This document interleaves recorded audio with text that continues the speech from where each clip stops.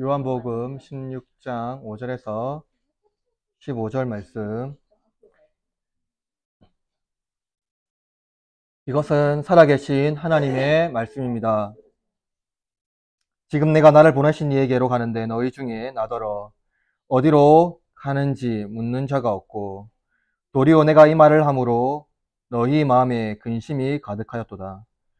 그러나 내가 너희에게 실상을 말하노니 내가 떠나가는 것이 너희에게 유익이라. 내가 떠나가지 아니하면 보혜사가 너희에게로 오시지 아니할 것이요, 가면 내가 그를 너희에게로 보내리니 그가 와서 죄에 대하여 의에 대하여 심판에 대하여 세상을 책망하시리라.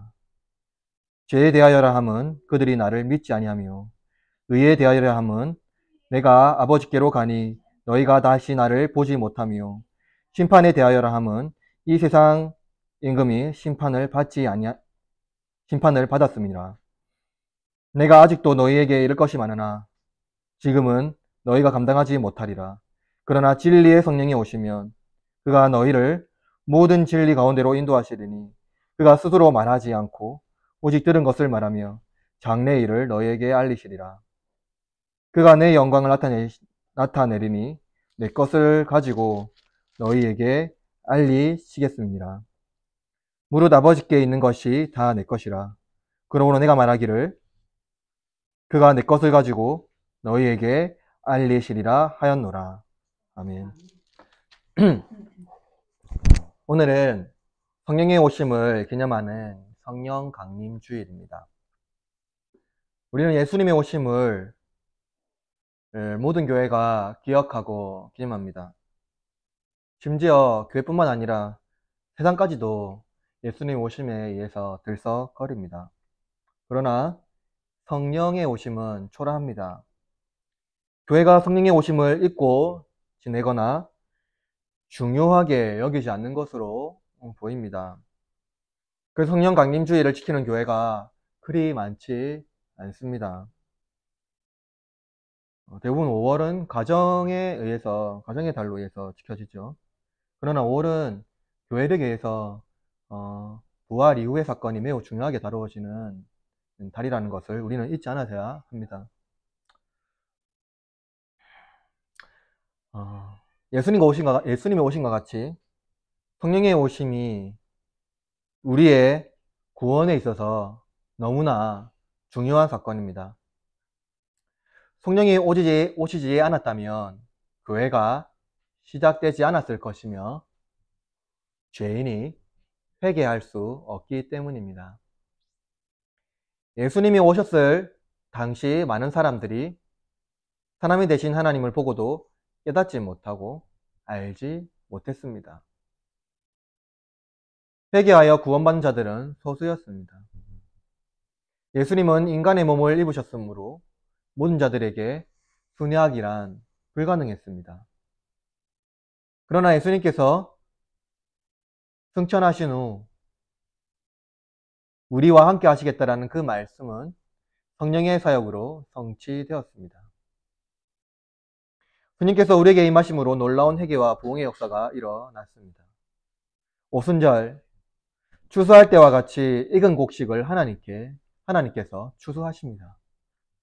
농부가 밭을 일구어 곡식을 추수하는 기쁨을 누리듯 성령님은 불신의 심령으로 일그러진 우리의 마음을 일구어 새로운 복음의 씨앗을 심어 교회로 재탄생하게 하십니다. 교회를 추수하셔서 하늘 곳간에 쌓아 두십니다.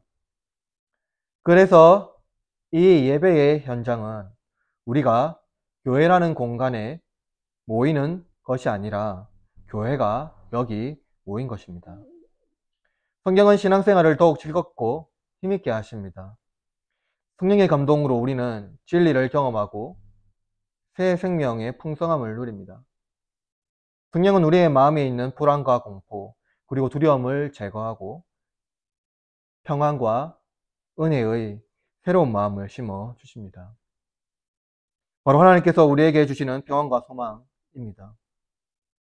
그리고 이 평안과 소망 중에 서로 사랑하는 마음을 부어 주십니다. 이처럼 성령의 오심은 우리의 신앙생활에 매우 유익한 도움을 줍니다. 예수님께서 우리에게 하신 말씀을 더욱 명확하게 깨닫게 하시며 그 말씀으로 살 수 있도록 힘 주십니다. 예수님은 말씀 자체셨다면 성령님은 바로 그 말씀 자체이신 예수님의 가르침을 우리의 삶의 현장에 그 말씀을 이루십니다. 그래서 그 말씀으로 견고한 인내를 이루어 가게 하십니다. 예수님께서 부활, 승천하심으로 영광을 받으신 사건, 그 사건은 이제 성령을 통하여 우리를 예수님과 같이 높이신다라는 것을 여러분 잊지 마시기를 바랍니다. 예수님의 오심과 죽으심, 부활과 성천이 우리의 구원을 위한 것이라면 성령님은 바로 그 예수님을 닮게 하십니다. 따라서 제가 여러분에게 설교하고자 하는 목적은 이것입니다. 성령의 오심으로 우리는 우리 안에 더러운 거처를 제거하고 성결하고 거룩한 성령의 초소를 마련하신 성령의 능력을 힘입어 예수 그리스도의 영광을 드러내는 삶을 살아야 합니다. 오늘 본문의 말씀을 통하여서 성령의 오심을 통해 큰 유익을 얻는 저와 여러분이 되길 바랍니다. 첫째입니다. 아버지께로 가시는 예수님과 우리에게 오시는 성령님. 성경은 예수님의 가심으로 성령의 오심을 말씀합니다. 이것은 육신을 입으신 예수님과 성령님이 동시에 현존할 수 없다는 것을 말씀하고 있습니다. 예수님께서 가셔야지 성령님이 오십니다. 그러나 이것이 예수님의 사역과 성령님의 사역을 구분하는 것은 아닙니다. 성령님은 예수님의 이름으로 사역하십니다. 신자가 예수님의 이름을 부를 때 성령님은 중보자 예수님과 함께 일하십니다. 예수님은 제자들에게 떠날 것을 말씀하셨지만 너희 중에 나더러 어디로 가는지 묻는 자가 없고 라고 말씀합니다. 그러나 제자들은 예수님이 어디로 가는지 여쭈어 본 바가 있습니다. 요한복음 13장 36절과 14장 5절에 보면 베드로와 도마가 예수님께서 어디로 가는지 여쭈어 보았습니다. 먼저 베드로와 도마는 예수님께서 어디로 가는지 그리고 왜 그렇게 하시는지 그들은 전혀 깨닫지 못했습니다. 여러분, 예수님께서 어디로 가십니까? 5절 본문에 보면 나를 보내신 이에게로 가는데 라고 말씀합니다. 예수님께서 오셨던 곳으로 다시 갑니다. 가난한 사람에게 부자는 신과 같은 존재입니다. 어떤 이들은 하루하루 살아갈 때 하루살이 같은 삶을 살아갑니다. 저와 같은 사람은 전세대출 이자 내기가 버거운데 상가교회를 마련하기란 더욱 어렵습니다. 반면 재벌가는 생각하는 것이 곧 현실이 됩니다. 땅이 없으면 땅을 만들면 되고 돈이 없으면 있게 하면 됩니다. 그들은 해보기나 해봤어 라고 말하지만 본문의 제자와 저 같은 사람이 이렇게 말하는 것은 우스꽝스러운 이야기입니다. 그러나 여러분, 예수님의 말씀에 집중해 보십시오. 예수님께서 나를 보내신 이에게로 간다고 말씀합니다. 이것은 무엇을 의미합니까? 예수님께서는 이 땅의 권세와 비교할 수 없는 하늘의 권세가 있는 자리에 오르신 것을 말씀합니다. 우주를 움직이시며 세상 만물을 주관하시고 인생의 모든 것을 운영하시는 하늘의 군주로 오르신 것, 즉 예수님께서 하늘에 오르신 것은 하늘 군주로서 대관식을 거행한 것입니다. 가난한 자에게 부자는 신과 같은 존재입니다. 부자가 가난한 자의 청을 들어주는 것은 영광스러운 은혜입니다. 부자의 후원 덕분에 가난한 자는 충분히 원하는 것을 이룰 수 있기 때문입니다. 부자가 지상의 영역 중 미흡한 권세를 지녔고 그 후원을 받는 것을 갈망하는 자들이 있다면 하물며 하늘의 권세를 지녔고 그 후원을 받는 것으로 우주를 움직이시며 지상 모든 권세를 주관하시는 하늘 군주께서 우리의 후원자가 되신다면 어떤 일이 일어나겠습니까? 요한복음 14장 13절로 14절에는 이렇게 말합니다. 너희가 내 이름으로 무엇을 구하든지 내가 행하리니 이는 아버지로 하여금 아들로 말미암아 영광을 받게 하려 함이라. 내 이름으로 무엇이든지 내게 구하면 내가 행하리라. 여러분, 예수님께서 자기 이름을 우리에게 주셨습니다. 우리는 우주 권세를 지니신 하늘 군주의 후원을 얻게 되었습니다. 자기 이름으로 구하면 그가 행하신다고 말씀합니다. 누구의 영광을 위하여 그렇게 하십니까? 아버지의 영광을 위하여 행하신다고 말씀합니다. 우리가 예수님의 이름을 구할 때 예수님은 우리를 위하여 일하십니다. 아버지는 아들의 일을 기뻐하십니다. 그런데 여러분, 어떻게 예수님이 우리의 후원자가 될 수 있습니까? 그것은 예수님이 자기를 보내신 성부께로 가실 때 가능합니다. 이 사실을 알게 된다면 여러분, 예수님께서 오셨던 곳으로 가시는 것, 그것을 두고 근심하겠습니까? 그러나 제자들은 근심합니다. 예수님께서 제자들에게 너희 중에서 나더러 어디로 가는지 물었던 자가 없고 라고 말하지 않고 묻는 자가 없고라고 말씀하셨습니다. 예수님께서 자기 자신이 떠나는 것을 그들에게 유익이라고 말씀하셨다면 그들은 근심이 아니라 예수님의 영광을 기뻐하며 감사했어야 했습니다. 제자들은 슬퍼하고 근심하는 것이 합당하지 않다라는 것입니다. 예수님은 근심하는 제자들에게 위로와 격려의 말씀을 하십니다. 오늘 본문 7절 말씀입니다. 요한복음 16장 7절 말씀 다 읽어보겠습니다. 시작. 내가 너희에게 실상을 말하노니 네가 떠나가는 것이 내가 떠나가지 아니하면 보혜사가 너희에게로 오시지 아니할 것이요 하면 내가 그를 너희에게로 예수님께서 그 보내신 곳인 하나님 보좌 우편에 오르시고 성령이 이 땅에 오신 것은 우리에게 놀라운 유익입니다. 그것은 하늘 후원자가 나의 청을 들어주신다는 것이며 지상의 보혜사가 예수님의 사역을 완성하시며 또한 나를 영원한 하늘 군주의 백성으로 하나님의 자녀로 예수님의 형제와 자매로 이끄시며 세상의 모든 악의 권세에서 보호하신다는 것을 말씀하고 있습니다. 그러므로 지상의 미흡한 권세를 가진 자들이 자기의 능력으로 회복이나 해봤어 라고 말할 수 있을지는 모르지만 우리는 우주의 권세를 가지신 분이 그리고 그분의 능력으로 기도 회복이나 해봤어 라고 말할 수 있는 것입니다. 예수님께서 우리를 떠나지 않으셨다면 우리는 중보자를 얻을 수 없으며 성령의 도우심을 구할 수 없습니다. 따라서 예수님을 떠나신 것, 그것이 우리에게 유익이고 성령이 우리에게 오신 것이 우리에게 더할 수 없는 선물이라는 것을 우리에게 말씀하고 있는 것입니다. 그렇다면 예수님께서 아버지께서 아들의 이름으로 보내신 성령의 사역은 무엇을 말하고 있습니까? 둘째입니다. 우리에게 오셔서 성령의 전을 세우시는 성령님. 성령님께서 이 땅에 오심으로 행하신 사역은 8절에 기록되어 있습니다. 본문 8절 말씀 다 같이 읽어볼까요? 시작.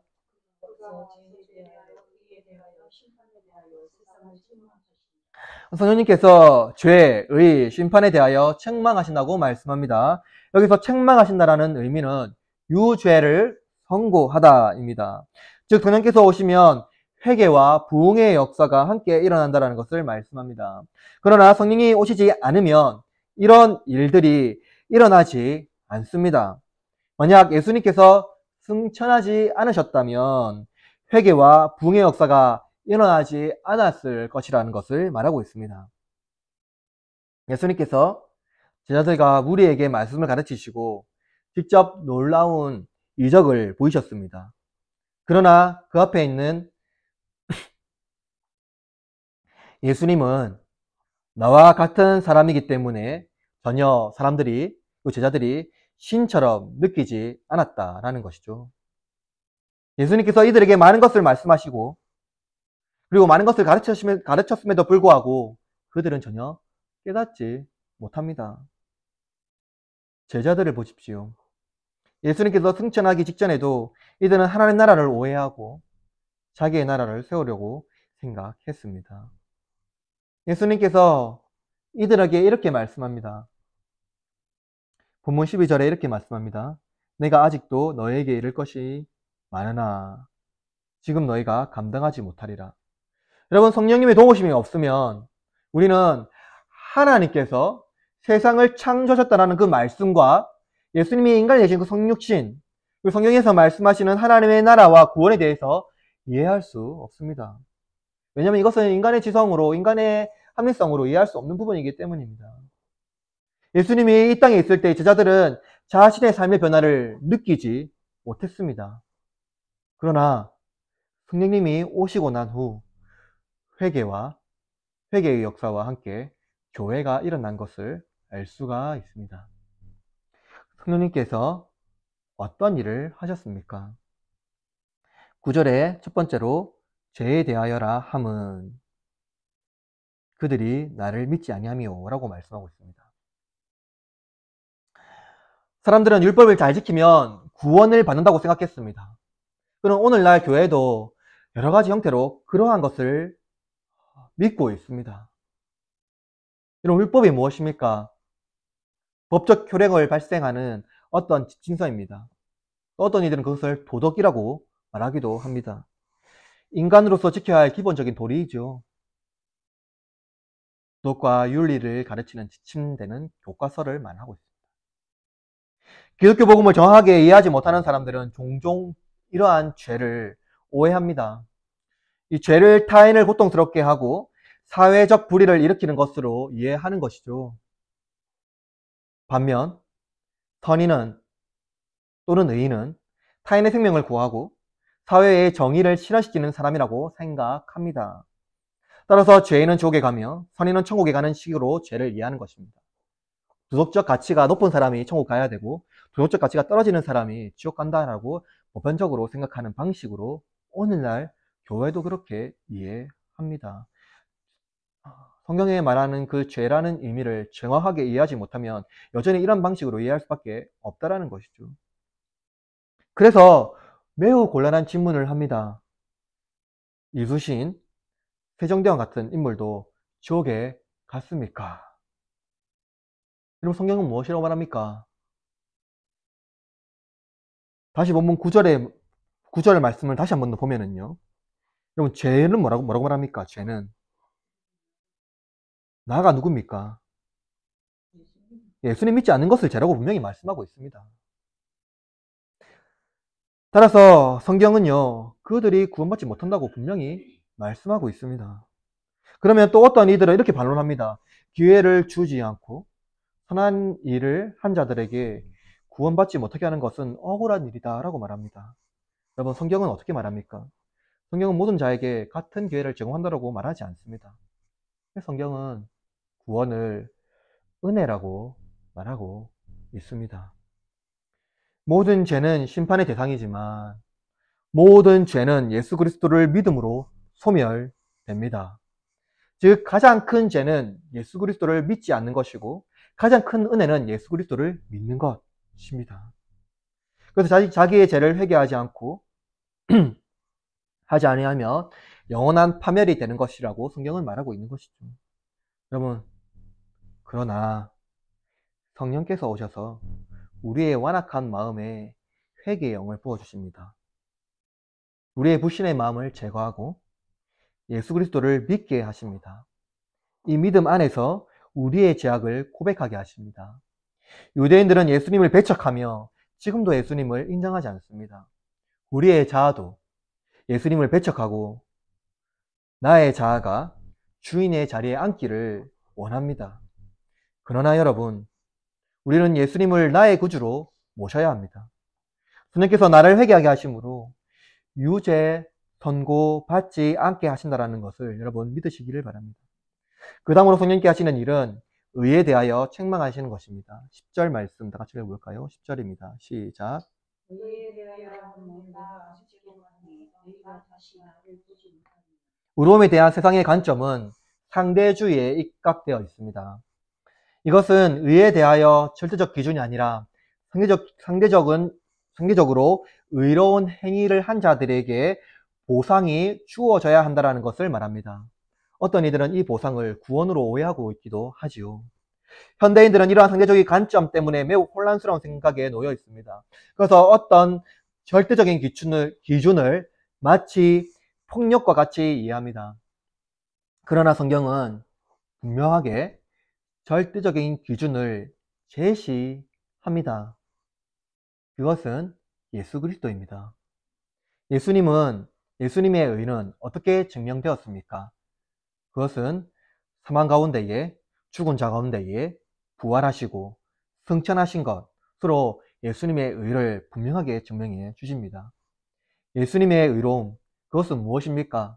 죄로 인하여 죽는 것이 아니라 죄를 해결하는 의입니다. 즉 죄와 사망을 이기시고 새 생명을 주시는 바로 그 의입니다. 예수님은 십자가에서 죽으심으로 우리의 모든 죄를 담당하셨고 사흘 만에 부활하심으로 무엇을 하셨습니까? 우리의 죄를 해결하셨습니다. 그뿐만이 아니라 승천하심으로 우리의 죄를 어떻게 하셨습니까? 승인하셨습니다. 인을 치신다라는 것이죠. 그러므로 예수님만이 절대적인 의로움의 기준입니다. 우리의 연약함 때문에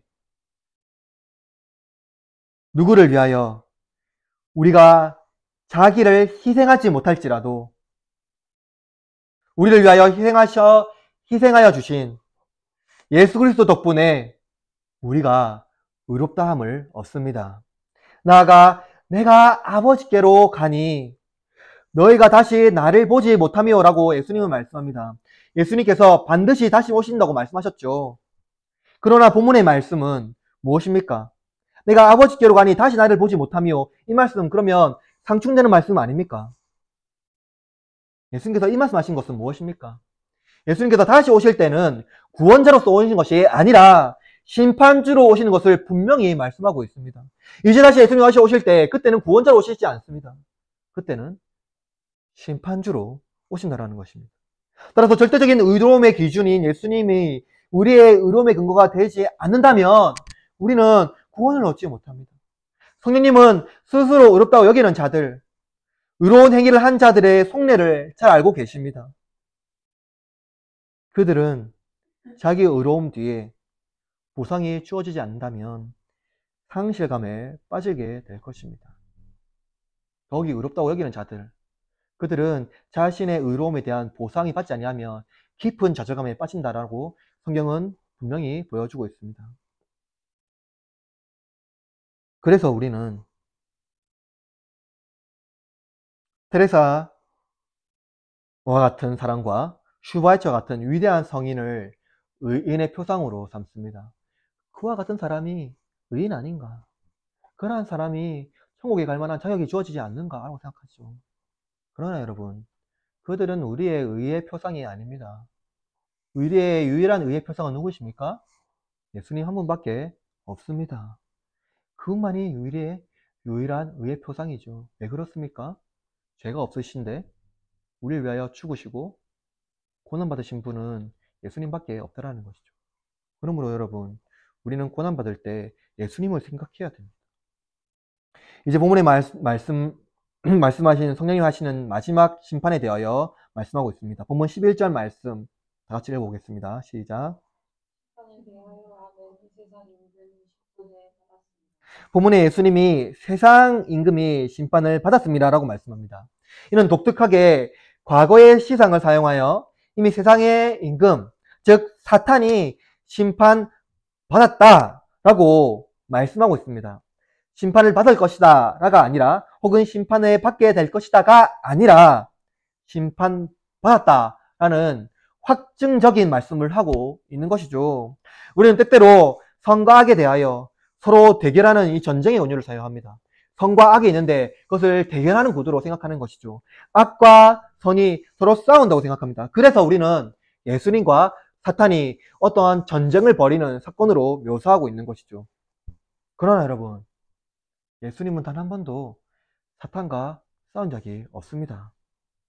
예수님은 사탄과 전쟁하지 않습니다. 그리고 이 전쟁의 V데이는 이미 정해져 있습니다. 그것은 예수님의 십자가의 죽으심과 부활과 승천입니다. 그때 이미 예수님께서는 권세자들에게 심판하여 그들 가운데에 예수님의 승리를 분명하게 인치셨습니다. 실상 예수님은 세상의 권세자들과 능력자들을 심판하셨습니다. 이 심판은 사탄이 우리를 지배할 모든 법적 근거를 제거하고 율법의 법조문을 찢으시며 우리의 의로움을 법적으로 칭하여 주신 하늘 법관의 사건이라는 것이죠. 하나님은 여전히 자기의 권세를 부리고 있는 사탄과 세상의 악한 권세를 심판하십니다. 그들의 권세가 택한 백성에게 영향을 주지 못하도록 결박하시며 우리를 보호하십니다. 그래서 성령님께서는 우리 안에 행하시는 궁극적인 그 위대한 사건은 무엇입니까? 우리 안에 성령의 전을 지으신다는 것입니다. 우리 안에 교회를 세우십니다. 고린도전서 6장 19절에 이렇게 말합니다. 너희 몸은 너희가 하나님께로부터 받은 바 너희 가운데 계신 성령의 전인 줄을 알지 못하느냐. 참여 하나님께서 이 성령의 사역을 통하여 우리를 새로운 피조물 되게 하십니다. 의와 제, 심판, 우리의 모든 것들을 제거하게 하시고 하나님께서 우리를 하나님의 초소로 삼으셔서 위대한 하나님의 교회로 재탄생시켜 주신다라는 것이죠. 성령의 사역으로 말미암아 우리를 하나님의 백성으로 거듭나게 하신다라는 것을 여러분 잊지 마시길 바랍니다. 이제 마지막 아버지의 큰일을 선포하시는 진리의 성령님입니다. 이 본문은 성령님께서 우리에게 더 위대한 사역으로 나가게 하시는데요. 본문 13절 말씀 다 같이 읽어보겠습니다. 13절 시작.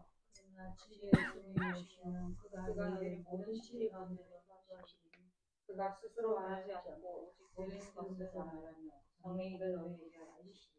여러분 최근 성령님의 사역 중에 사면함 중에 이제 성령님의 사역이 으뜸이라고 말하는 사람들이 있습니다. 또는 어떤 사람들은 지금은 성령의 시대라고 성령의 주관이 명확하게 일어나는 시대라고 말하는 자들도 있습니다. 그와 같이 맞춰서 성령님이 놀라운 일을 이루어내신다라고 말씀하고 있는 사람도 있습니다. 사도행전 2장 3절에 기록된 이 불이라는 이제 의미를 성령으로 이해하는데요. 근데 여기서 보면은 여러 가지 의미가 있지만 그것은 이 성령을 불이라고 말하는 이 운유는요. 하나님의 불타는 사랑에 대한 이 운유를 말하고 있습니다. 사도행전 2장에 기록된 성령의 불은요. 이 혀를 문자적으로 지시하고 있는데요. 사도행전 2장 3절에서 4절에 보면 이렇게 말씀합니다. 여러분 들어보십시오. 마치 불의 혀처럼 갈라지는 것들이 그들에게 보여 각 사람 위에 하나씩 임하였더니 그들이 다 성령의 충만함을 받고 성령이 말하게 하심을 따라 다른 언어들로 말하기를 시작하니라. 보십시오. 본문의 성령의 불은 언어를 말하게 하는 것입니다. 오순절 지키기 위하여서 각국에 있는 유대인들이 예루살렘에 모여들었습니다. 그들은 각기 자국의 고국의 언어로 놀라운 말씀을 듣게 됩니다. 그것은 사도행전 2장 11절 하반절에 있는 말씀인데요. 우리가 다 우리의 각 언어로 하나님의 큰 일을 말함을 듣는도다 라고 말씀합니다. 이들이 자기를 배척한 그러니까 이들 자신들이 배척한 예수 그리스도가 하나님의 아들이시며 구원자라는 것을 말하고 듣게 되는 것입니다. 여러분 이들이 예루살렘에 왜 모였을까요? 오순절을 지키기 위하여 모였습니다. 그러니까 유대 절기를 지키기 위하여서 모였다라는 것이죠. 근데 이들에게 놀라운 역사가 일어납니다.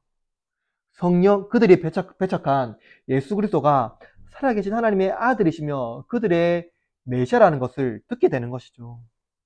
성경은 성령의 사역이 하나님의 큰일을 알게 하는 것이라고 말하고 있습니다. 다시 13절 말씀에 주목해 보십시오. 성령은요, 자기 주도적인 사역을 하지 않습니다. 기록된 성경의 말씀을 우리에게 알게 하신다는 것이죠. 특별히 본문은 장래의 일을 너희에게 알겠다고 말씀하십니다. 그것은 무엇입니까? 본문의 시점에서 장래의 일입니다. 그죠? 이것은 예수님께서 승천하시고 믿음을 불러일으키는 그런 사역을 말씀합니다. 그리고 그것은 성령님을 통하여 성경을 기록하게 하신다는 것을 말씀하고 있는 것이죠. 즉 성령님을 통하여서 장래일을 말씀하시는 것은 이 말씀을 통하여 하나님의 역사를 우리 가운데 알게 하신다는 것을 말씀하고 있습니다. 특별히 요한을 남겨 놓으셔서 이 계시록을 쓰게 하신 것을 말하고 있는 것으로 볼 수가 있는 것이죠. 성령님은 말씀으로 우리의 믿음을 불러일으키시며 견고하게 하시며 예수님의 오심을 예비하게 하십니다. 그러나 그의 시와 때는 우리에게 알리지 않으셨으며 주 오실 때까지 어떻게 하십니까? 우리가 그 말씀 가운데에 견고한 인내로 인도하신다는 것을 알 수가 있습니다. 그리고 성령님께서 예수님께서 하신 말씀을 우리에게 알게 하시고 깨닫게 하신다라고 말씀합니다. 요한복음 4장 26절에 이렇게 말씀합니다. 보혜사 곧 아버지께서 내 이름으로 보내실 성령 그가 너희에게 모든 것을 가르치시고 내가 너희에게 말한 모든 것을 생각나게 하시리라. 그럼 성령님은 어떤 일을 하십니까? 자기 주도적으로 자기가 아는 것을 말하는 것이 아니라 예수님께서 우리에게 알게 하신 말씀, 예수님께서 우리에게 가르치신 그 말씀을 깨닫게 하시고 알게 하신다라고 말씀합니다. 여러분 보혜사는요 성부께서 성자의 이름으로 보내신 성령님이십니다. 그분은 예수님께서 하신 말씀을 가르치시며 생각나게 하신다는 것입니다. 왜 때때로 이 땅에 있을 때에 괴롭고 힘들 때에 말씀을 잃어버릴 때에 예수님께서 우리에게 하신 그 말씀을 생각나게 하신다는 것이죠. 다른 말씀이 아니라 그 복음의 말씀이에요. 그 말씀은 무엇입니까? 우리로 하여금 회개하게 하시고 진정한 주의 자녀로 받아주시는 것을 말씀하고 있습니다. 그것은 무엇을 가르치십니까? 예수님만이 우리의 구주라는 것을 끊임없이 가르치시고 그분 앞에 돌이키게 하시고 그분 앞에 우리가 서게 하시는 것, 하나님 앞에 서게 하시는 것 가르치고 있는 것입니다. 여러분 우리가 말이 좋아 코람데오 외칩니다. 여러분 우리 고신교단에 신학교가 있죠. 학교의 교훈이 무엇입니까? 코람데오입니다. 이 코람데오는 무엇을 가르치십니까? 하나님 앞에서라고 말하고 있지만 우리는 하나님 앞에서 어떻게 설 수가 있습니까? 우리 스스로 하나님 앞에 설 수 없다는 것을 우리가 잘 알 수 있습니다. 우리 앞에 하나님 앞에 설 수 있는 것 유일한 방편은 딱 하나입니다. 예수 그리스도의 십자가죠. 여러분 죄인이 예수 그리스도 십자가를 의지하지 아니하면 하나님 앞에 설 수 없다는 것을 말씀해주고 있습니다. 성령님이 그 하나님 앞에 그 예수 그리스도 앞에 우리를 서게 하신다는 것이죠. 담대한 믿음을 가지고 죄인인 우리가 예수 그리스도의 의를 힘입어 하나님 앞에 설 수 있다라고 말씀해 주고 있습니다. 우리가 유대인들이 배척한 그 십자가 앞에 그들이 예수 그리스도를 못 박은 그 예수 그리스도의 십자가 앞에 담대히 설 수 있는 그 담대함과 믿음을 그들에게 부어 주신다라고 말씀하고 있습니다. 성령님은 자신을 드러내지 않죠. 성령님은 자신을 숨기시고 예수 그리스도를 드러내십니다. 성령님의 사역은 설교자의 사역과 같습니다. 설교자의 사역은 자신의 능력을 드러내지 않고 설교를 통해서 그리스도를 드러냅니다. 예수님께서는 우리에게 행하신 놀라운 사역과 그의 인생의 여정이 우리의 설교를 통해서 어떻게 드러나는지를 분명히 보여주어야 하는 것이 이 설교자의 사역입니다. 그 설교자의 설교를 통해서 참된 회개의 열매를 맺게 하십니다. 그런데 여러분, 이 설교의 사역에 성령님이 있지 아니하면 그 설교는 힘이 없는 설교가 되는 것이죠. 열매를 맺지 못하게 됩니다. 왜냐하면요, 성령님은요, 우리 가운데 회개의 영을 부어주시고 하나님의 예수 그리스도의 십자가를 드러내는 분이라는 걸 분명히 말씀해 주고 있기 때문입니다. 성령은 오직 그리스도의 영광을 증진합니다. 본문 14절 말씀에 이렇게 말씀합니다. 그가 내 영광을 나타내리니 내 것을 가지고 너에게 알리시겠음이니라. 예수님께서 성령님이 내 것을 가지고 너에게 알리신다라고 말씀합니다. 내 것 무엇입니까? 예수님의 가진 것을 말합니다. 예수님의 가지고 있는 그 영광, 그리고 우리에게 가르치셨던 말씀, 여러 가지 사역을 말씀하고 있습니다. 그것은 무엇이냐면 예수님의 성육신, 대속을 위한 십자가의 죽으심, 부활과 승천과 관련된 이 계시의 말씀입니다. 이것을 가지고 말씀한다는 것이죠. 이것은 유대인들이 배척하여 십자가까지 내몰았던, 그리고 예수님을 죽게 만들었던 그 현장 가운데에 성령님께서 그들에게 다시 예수 그리스도를 보이시고 다시 그들을 예수님께 영접하여서 그들의 마음의 혁신을 일으켜 그들을 구원받는 백성으로 새롭게 하시는 놀라운 은혜의 역사를 이루어낸 것입니다. 여러분, 그 현장에서 그들의 완악한 마음을 일구어 그들이 배척했던 예수님 그리스도를 성령께서 믿게 하셨다면, 오늘날 우리의 마음에 성령이 오신다면 우리에게 놀라운 일들이 일어나지 않겠습니까? 또한 성령님께서 예수님의 것을 가지시고 사역하는 것의 근본적인 삼위일체 사역이라고 말씀하고 있습니다. 본문 15절에 이렇게 말합니다. 무릇 아버지께 있는 것은 다 내 것이라. 그러므로 내가 말하기를 그가 내 것을 가지고 너에게 알리시리라 하였노라. 예수님께서 아버지에 있는 것은 다 내 것이라고 말합니다. 아버지에 있는 것이 예수 그리스도의 것이고 또 예수 그리스도에 있는 것이 성령님의 것입니다. 그러므로 삼위일체 하나님은 모든 것을 통하여서 무엇을 이루어 가십니까? 나 같은 죄인, 이 한 사람을 위하여서 우주를 운행하시고 우주를 움직이시며 우주를 움직이셔서 어떤 일을 하신 것이죠? 나 같은 죄인을 회개하게 하신다라는 것이죠. 나 같은 죄인을 회개하셔서 하나님께서 위로가게 하신다는 것을 말씀하고 있는 것입니다. 사랑하는 성도 여러분, 그러므로 성령님께서 삼위의 하나님의 모든 사역을 이루어 가시며 죄인을 회개하여 의인으로 일구어내십니다. 그 성령님의 사역이 우리가 이 땅에 살아갈 때에 우리가 예수님을 만날 때까지 한 번도 쉬지 아니하시고 이루어 나가신다는 것입니다. 오늘 우리는 성령님의 사역을 통한 그 놀라운 은혜를 들었습니다. 성령님은 회개하는 영이시죠. 그래서 회개한 자들이 참된 신자로 이끌어내시는 분이 성령님입니다. 이건 궁극적으로 참된 교회의 갱신과 부흥으로 초대하는 그 초청의 은혜입니다.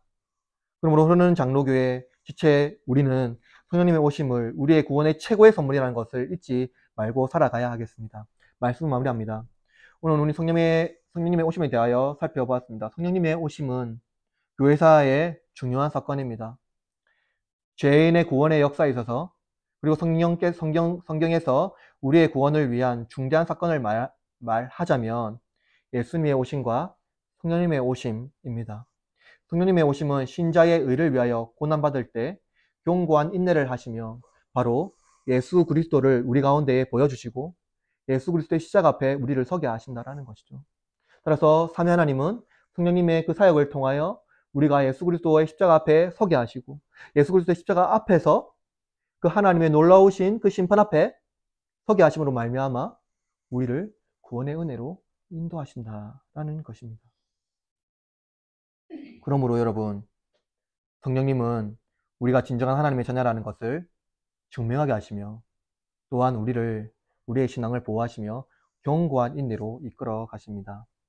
이제 일주일의 삶을 살아갈 때에 성령의 오심을 기뻐하며 삼위 하나님의 영광을 올려드리고 우리에게 이 성령의 은사를 주신, 성령의 선물을 주신 놀라운 은혜를 증거하는 저와 여러분이 되기를 주님의 이름으로 축원드립니다.